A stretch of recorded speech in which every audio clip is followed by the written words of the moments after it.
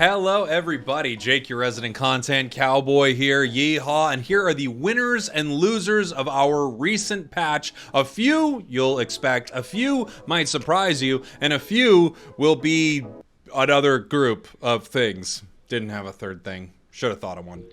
I'm gonna break this up into three categories: winners, losers, and like these Pokemon are fine, or this situation is and we'll talk about that inside that category. I'm excited about that category because it has a fun sound to it. We're gonna start with a winner without question, maybe the biggest winner of this patch, and that's gonna be Mimikyu. Mimikyu got multiple buffs. Its buffs to play rough specifically are absolutely absurd. The damage is off the charts. I looked at the charts, it's off them. The damage is off the charts, and you are invulnerable when you're doing play rough damage, and I don't know what to say. It's completely busted. I feel like you could go one direction, which is make you invulnerable, go one direction, which is make this insanely strong, and they went both directions, and it's strong, like going both. It's honestly busted. I know we like to say a lot of things are OP and busted. It's busted. Let's talk about a loser here, and this is Mewtwo. Look, Mewtwo is still very, very good, but I actually am surprised to see more nerfs for this Pokemon. Not that it didn't need it, I'm just surprised to see it so fast. It feels like Mewtwo has been getting nerfed patch after patch after patch after patch. It deserves it wholeheartedly, but it's really, really nice to see it. And surprisingly, I don't know if I ran into a single Mewtwo today, like maybe one Mewtwo in all of the games I played. I played for hours and hours and hours, and somehow Mewtwo just isn't really there that much. Clearly a big loser of this patch. Here's one that's kind of and that's Zacian. Zacian, without question, did not get much of a nerf at all. I played a Zacian game. It's Zacian. It's still insanely good. Maybe the best Pokemon in the game. There are a few coming for that crown, however. Not that Drain Crown. There are a few coming for that crown, however. And Zacian is still doing very, very well. If you love Zacian, do not stress. If you hate Zacian, continue to stress. Speaking of Drain Crown, I have to say it feels like a bit of a loser inside this patch, even though it did get a buff. Now, I want to give it some more time, but I will say that Drain Crown comes off like a bit of a loser right here. What a loser!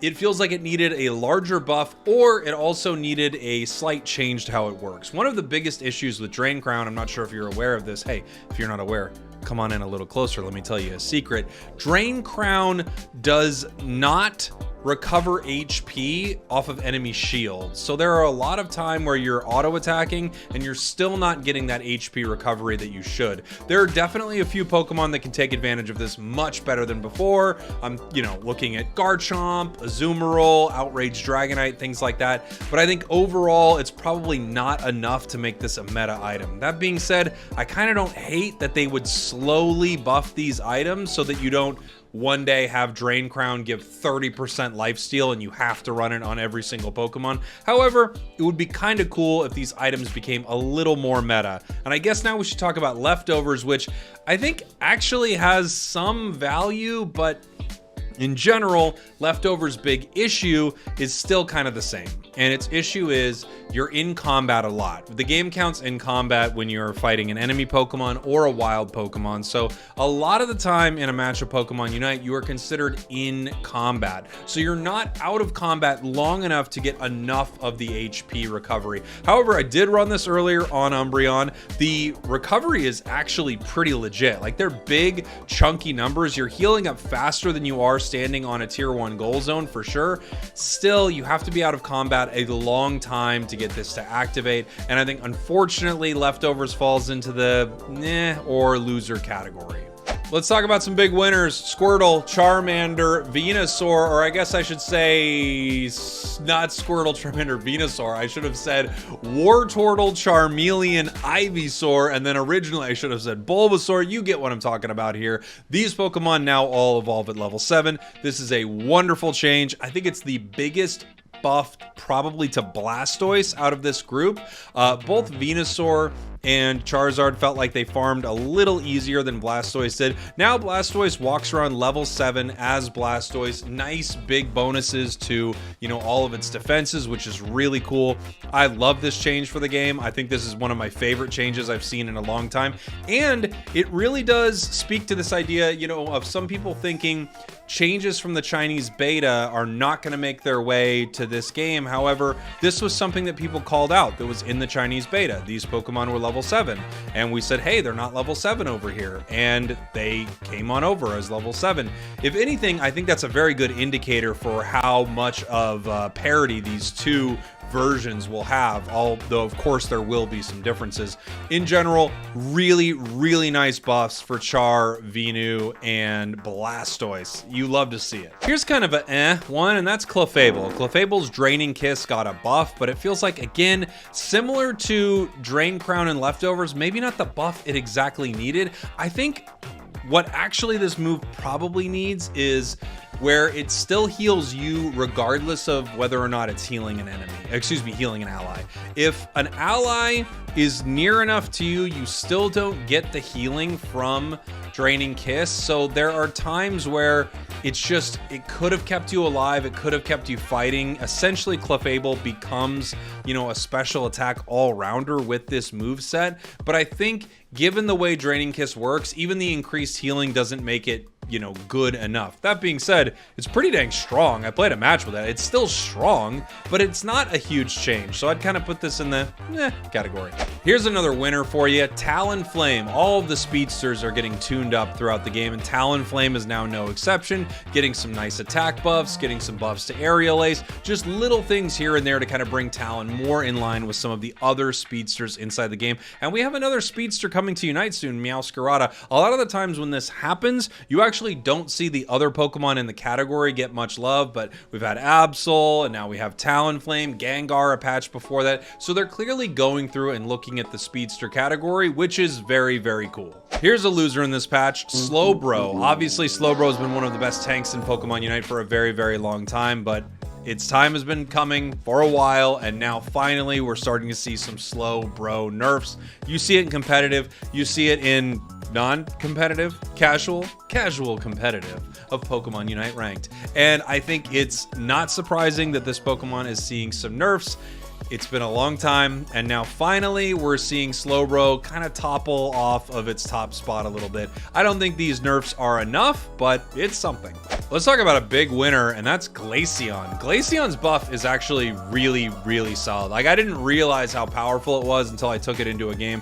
These are solid attack speed buffs. That thing attacks at a ludicrous pace right now, and it might put Glaceon back into the meta in a big way. It fell off super hard given the fact that its sure hit is not Intellion's liquidation, but hey, this is a nice Glaceon buff, while at the same time, I don't think making it as busted as something like Intellion. Speaking of another winner, let's talk about it. Intellion. Not seeing a nerf this patch when it definitely deserves a nerf is a big win for Intellion, and I think there's no question that has to do with the fact that it is the current Battle Pass Pokemon. I don't think you ever see a Pokemon get a nerf when it is kind of the current Battle Pass, so the current thing that they are trying to sell inside the game. Not surprising, but a little unfortunate. It deserves nerfs.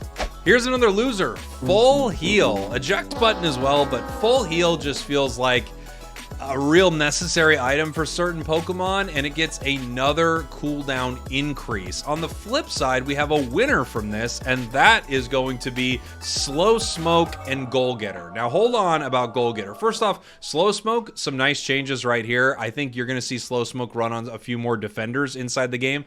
Goal Getter is a head scratcher, because no one runs Goal Getter except one of your allies who's trolling. And now they feel like they're justified in running it. So maybe the real loser is all of us when Goal Getter gets buffed. Let's talk about it, and that is Eligos. I don't think this is a huge change to Eligos. I don't think it makes Eligos, you know, way less viable. I saw plenty of Eligoses today, and they all felt like they were still contributing in big ways to their team. Maybe it will convince some players not to play Pollen Puff, given that it has reduced healing, but I think Eligos is doing just fine. This is kind of a change.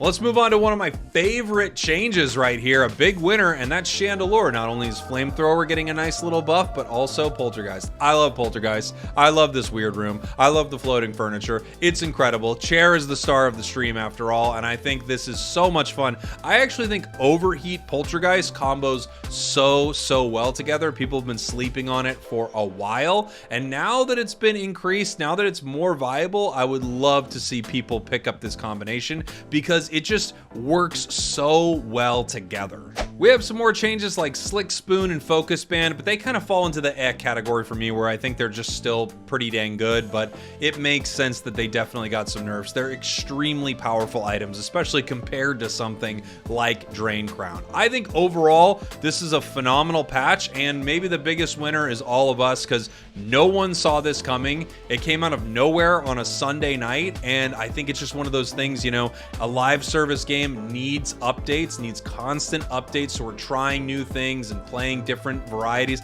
I went into games today where we had, you know, the Kanto starters on every single team. Like, you had Charizard, Blastoise, Venusaur on every single team, and they actually evolved. It was really cool to see. Let me know what you think is the biggest winner and biggest loser in the comments, and if you want to throw your you could definitely do that. Thank you all for watching. Thank you for listening. Yeehaw to you and yours. I'll see you all next time. Oh, I should mention, I was going to do a tier list today, but I need more time with this patch later in the week. Tier list coming.